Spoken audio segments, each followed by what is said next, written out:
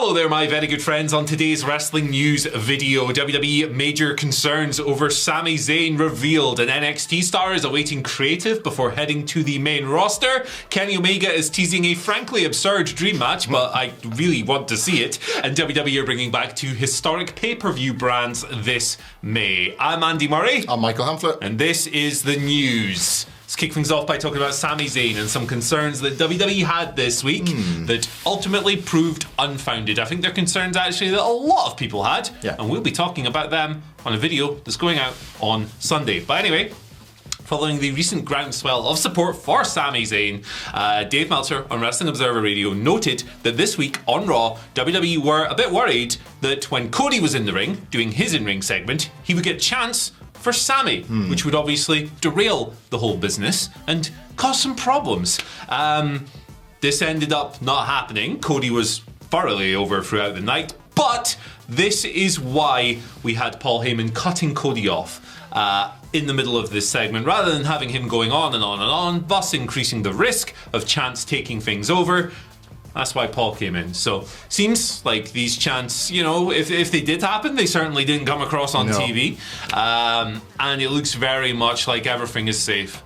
Two top guys are both over to seemingly, I don't know if they're equal or whatever, but very, very high levels. Yeah. And we're all set for Cody at WrestleMania. Absolutely, we are. Like I said this, I felt this certainly before the Royal Rumble, and then again before Elimination Chamber, and then ever so slightly before last night's Raw. But it is still breaking people's brains that WWE are doing something as wild as, star wipe, booking. Well, some of us don't have brains, well, so please consider us. That is fair. For the non-brain capacity, WWE are doing something called booking. They've just never done it for 20 years. In the same way that they planned for Sami Zayn at Elimination Chamber, so they planned for the big angle at the Royal Rumble, they presumably planned for Cody Rhodes at that Ottawa Raw. You can't just go in blind and assume that everything will be fine. We've seen that happen countless times in the past where they don't think of geographical implications about whether or not a babyface is as hot as they need to be. They just kept them apart on the show, and as you say, the interruption was them thinking about it. These are not things that are happening by magic. No. It's this scripted television show, so you use that to your advantage. You make it work for you. If Cody had gone out there and called all Canadians idiots and said, I'll do what Sami Zayn couldn't, the ugly failure, like, of course he's going to... probably what Vince would do, to be he's fair. He's going to run into some trouble, isn't he? Yeah. Like, comes out decked out in like as many American flags as I can find backstage. So yeah, it was smart booking, as to be fair, most of the plotting of this has been. You got to give Cody some credit. This was the one show where I thought they might have encountered some bother, even if they'd done their best work. He is very chaotic. He does attract that. Yeah. But he made it work. The Paul Heyman stuff was great again, and now they're kind of like it's sort of escaped Canada, and it's all American shows from here, brother. The nightmare should be fine. It'd be wild if the American crowds turned on Cody and started going for Sami. But yeah, it's great. It's like objectively great stuff. Yeah. And I, for one, I'm actually very happy to be wrong about this whole situation, because I thought, like a lot of people did, oh, what if Sami's popularity kind of eclipses Cody's just a little bit? Nah, it wasn't true. Sometimes you just got to say, hey, I was wrong about that, and I was, and there's a good chance you were as well. It's a balancing act at the end, isn't it? Absolutely. Let's move over to the NXT star who's awaiting creative ahead of a main roster call-up is Cameron Grimes. Yes. He hasn't been on NXTV in... NXTV? I like what you're doing there. There you go. In a hot minute. And his main roster call-up has seemingly been imminent for a while. We've been talking about this for ages, it feels like. Dave reporting on Wrestling Observer Radio that his time in NXT has come to an end, and at some point he will be moving to Raw or SmackDown. They're just awaiting creative. They've not come up with a storyline for Grimes to jump up, and as such he remains in creative limbo. Be very interesting to see what awaits Cameron Grimes on the main roster. I think he's a very skilled guy. He's very versatile. He can do all kinds of weird and wacky and wonderful characters, but he can also do pure wrestling characters as well. He's very good between the ropes. I think that I'm a lot more confident about how he'll do on the main roster under Triple H than I would be if Vince was still there, because he's a smaller guy, somewhat of an unorthodox look compared to what Vince usually preferred or whatever, but I think he's very talented. He's like only 29 as well. So There you go. There is a way more charismatic man than me that normally sits in this chair that would tell you that Cameron Grimes can go to the moon. There you go. I think he can at least make it to the mid-card. To the moon. Indeed. Yeah. Like, at least make it to the mid-card. He's, as you say, he's got that quite unique charisma. Whether or not WWE headliner awaits, I don't know. But not everybody can have that spot. And it does show something that they're not just rushing him there because it's been a while since he's been on television and they're worried about his momentum or they're worried that people won't remember him or anything like that. Yeah. If anything, that's a vote of confidence and a show of faith that when he does land, it's going to be with a story and with something people invest in. We had years of the NXT call-ups. I was like, we'll get the post-WrestleMania pop, and then nothing. This is a far more logical approach to bringing these guys up. Yeah, exactly. And you mentioned the moon. I think we've just stumbled upon the gimmick for him there. Max Moon Jr. Spaceman. Yeah. He did at various points in NXT cut promos that kind of got so literal and lost that it sounded like he wanted a match on the moon. Yeah. So we can do this. Shoutouts to Garbage Bag Johnny, by the way, speaking of the moon. Space Core Holly. No one is going to get that, but it's okay. Kenny Omega's teasing a wacky dream match. Who is it? I'll give you 3 guesses. You know who it is, but I'll give you 3 guesses anyway. I'll go Moné. Yeah, it's Mercedes Moné. I can't wait. So they were tweeting each other a little bit, and Mercedes tweeted like she met Kenny. Obviously, we've all seen the videos and the photos of her from her documentary where she meets Kenny at Wrestle Kingdom. It's really cool. It's lovely. She's living her best life at the moment, I think. And we all thought, dream match. Yeah.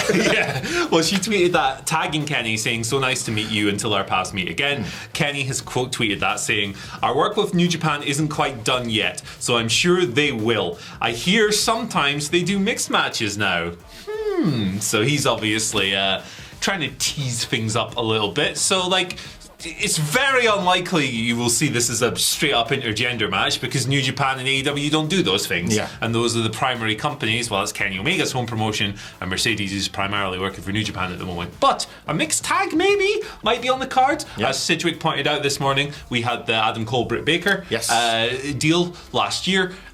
They could do something like that where it's like gimmicked so that there's not much interaction between the opposing sides, except like, the man wrestling the man and the woman wrestling the woman. Sometimes the woman will like punch the man in the face or whatever, but you're not going to probably get full on because mainstream wrestling promotions just don't go down that route for whatever reasons. So, I mean, it's a really fun match to think of, though, isn't it? I love it. I love every version of this. I'd love them to book this, don't get me wrong. I love every single version of this. I don't want to get into the mire and the muck of the intergender wrestling conversation at large, but just strictly speaking of this as a dream match, or as you say, the mixed match combinations. Kenny and Riho worked together on the Jericho Cruise, so that, if nothing else, could be a destination. Penny and Kip, wasn't it? Yeah, so like if Dynamite... Penelope Ford. Old Penny Ford, the inventor of the car, of course. Like if Dynamite or Rampage wasn't the place, the boat could be. Yeah. Like Jericho could just book the straight singles match. But look at the history of these two in particular. We were talking about this in the office over the desk because it's just that exciting to try and fantasy book. Kenny and the 8-year-old girl. The DDT stuff he's done, that's unique and outside the box wrestling. Similarly, Sasha Banks working with an untrained Reggie in the Thunderdome and they couldn't throw punches or throw drop kicks, and they got something really good with no crowd there. These are two people that know how to do this type of thing with the smoke and mirrors and make it magic. So it's a dream, but not a complete fantasy. No, I would adore this match. Yeah. I'm pretty sure both very smart people, especially when it comes to wrestling, and I'm sure they would craft something absolutely magnificent. That you mentioned like the Kenny wacky stuff, like the match with a young girl and the blow up doll matches and all this stuff. The dirty secret about all these wacky matches is, and people complain about them all online, blah blah blah, they actually all kick ass. Awesome. Every single one of them. Yep. Chris Brooks had a match with the blow up doll in DDT recently, and it was one of the funniest things I've ever seen. The blow up doll can go. It's amazing. Yeah. The giant panda in DDT as well. There's an otter thing that I've totally blanked. Pokotan. It's like an otter stoked. I've not seen the otter. Oh man, it's so great. I have to show you it. Okay. Wacky matches. Let's go. I want to see Kenny Omega wrestling a shoot eel. Let's do it. Can as a team be? Kenny. Why not? There we go. Why not? Final story. Not much to dig into here. Just WWE bringing back a couple of older pay-per-view names this year.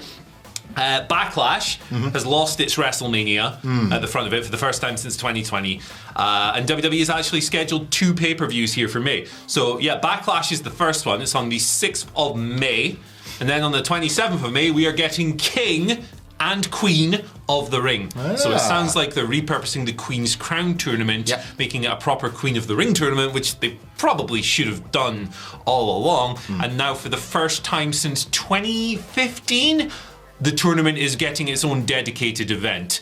Prior recent incarnations have been on TV. The last one, the finals, were in Saudi Arabia. Saudi Arabia is an interesting thing to consider here because WWE's next pay-per-view there is scheduled to be in May, so it'll probably be one of these. Right. Also interesting, on that weekend, with King and Queen of the Ring taking place on the 27th, busy ass weekend of wrestling.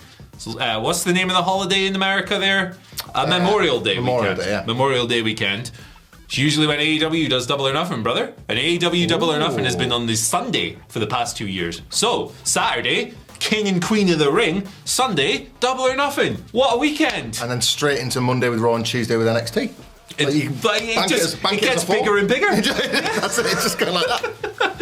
That's pretty cool. Yeah. I feel like might have been with Forbidden Door, but I think there's been one case of an AEW WWE weekend, especially since old Slick Nick has moved the pay-per-views to Saturdays. It's kind of opened the door for this little, hasn't it? Triple H, man, fair play to him. He's highlighting these bits of nostalgia or these strange Vince McMahon quirks that people didn't like, and he knew about. The idea of getting rid of Hell in a Cell as a concept pay-per-view and bringing back King of the Ring is something that people have booked online for 20 years. It's just things that make sense to fans, but maybe not to Vince himself. He's got these quirks and biases that he liked, and Triple H, I think, has probably tried his ear at the ground for this nonsense, or has been force-fed it by other people.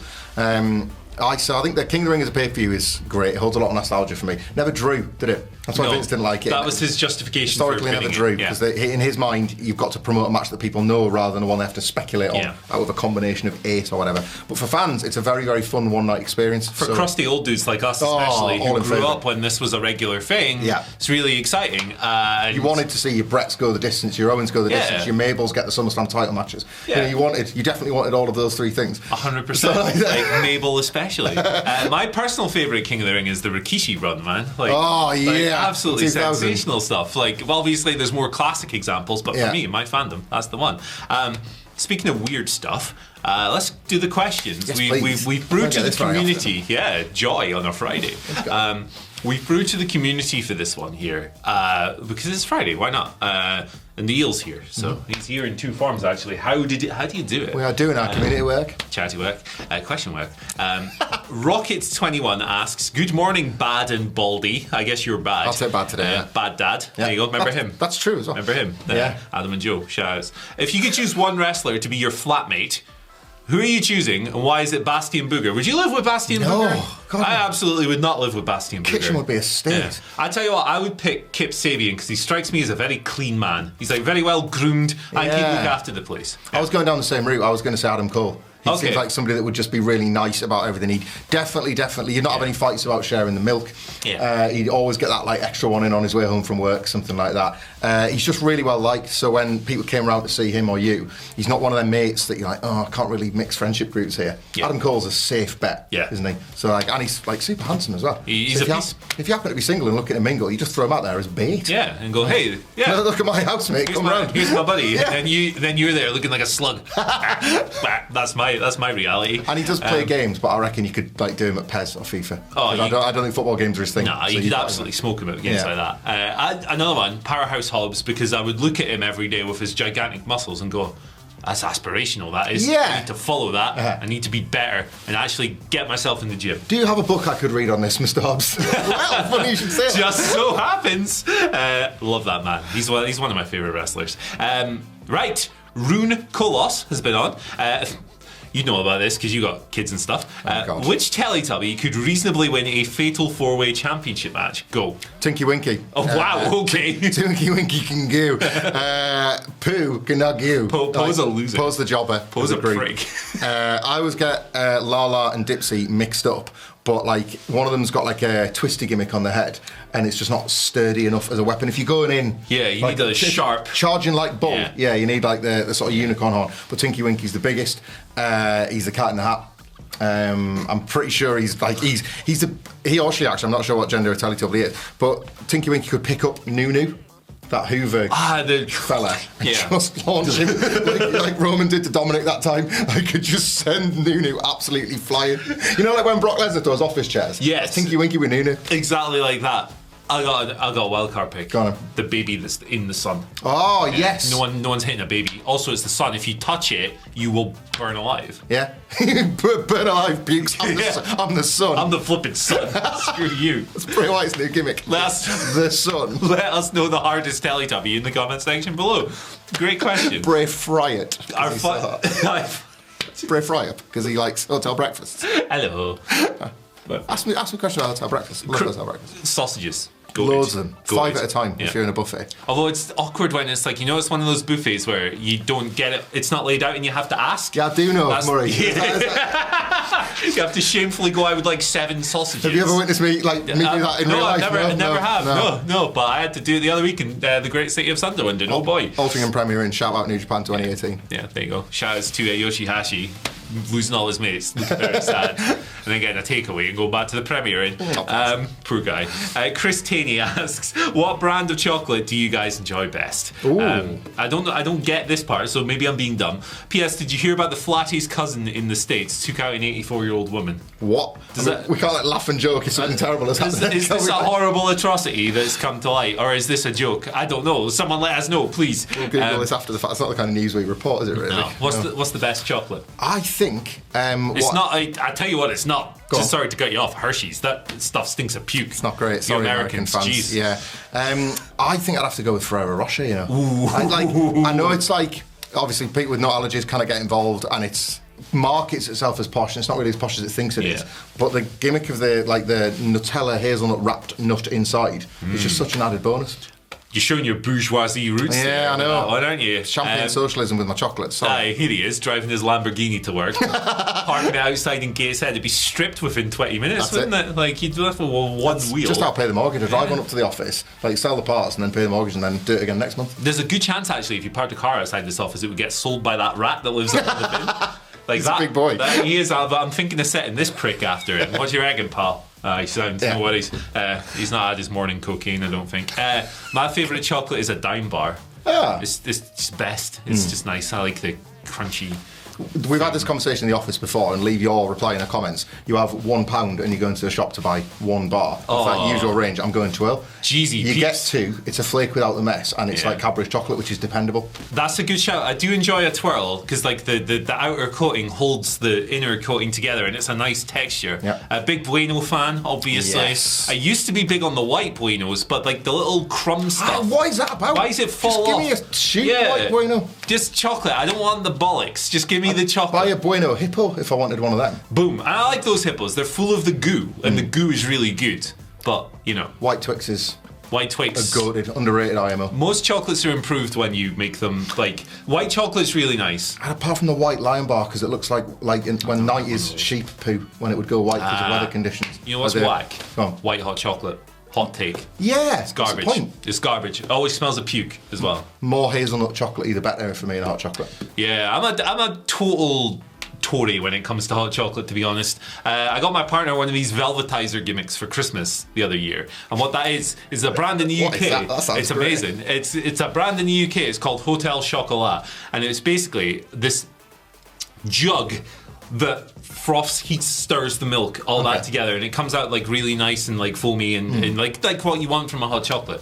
And they do all kinds of ranges where it's like little chunks of melted chocolate, and they've got crazy flavors. I'm a total ponce when it comes to hot chocolate, so I can't take your Cadbury's drinking. I've gone too far now. Yeah, you wouldn't have instant coffee, so now you can't have instant chocolate. Exactly. I've gone down those 2 rabbit holes. Everyone's snobby about something. Hot chocolate and coffee are mine. Actually, yeah, those are my top 2 for sure. But Dime Bars. Thanks. Right. Thanks for joining us on this eel-infused time. Don't forget to like, share, subscribe, ring the bell for notifications. Follow us on Twitter at WhatCulture WWE. Follow this boy on Twitter at Michael Hamflet. You can follow me on Twitter at Andy H. Murray. The H stands for you're not getting one. Sorry. Bye. Whoa. Yeah, get lost. Don't get lost. Happy League Cup final day to Manchester United. Hey! Up Forest and the Newcastle fans we know and love and care about. Phil's already cut it off.